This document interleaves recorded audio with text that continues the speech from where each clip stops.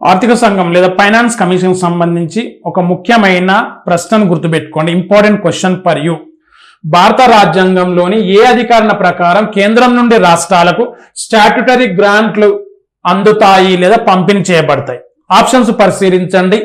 Option A అధికరణ 275 article 275, option B article 282, option C article 280, option D article 265. So right answer వచ్చేసి article 275 అంటే option A right. So 275 అధికరణ ప్రకారం కేంద్రం నుండి రాష్ట్రాలకు స్టాట్యుటరీ గ్రాంట్లు లేదా సహాయ నిధులు పంపిణీ చేయబడతాయి. ఈ సహాయ నిధులు పంపిణీ చేయడంలో కేంద్రానికి ఈ మార్గదర్శక సూత్రాలను సూచిస్తుంది ఆర్థిక సంఘం.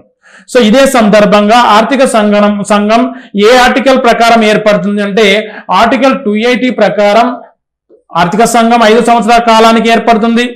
అదేవిధంగా ఆర్థిక సంఘానికి సంబంధించి అధికారాల విధుల గురించి ఏ ఆర్టికల్ తెలియజేస్తుందంటే మరొకటి కూడా గుర్తుపెట్టుకోండి, ఆర్టికల్ 281 ఫైనాన్స్ కమిషన్ యొక్క పవర్స్ అండ్ ఫంక్షన్స్ గురించి తెలియజేస్తుంది.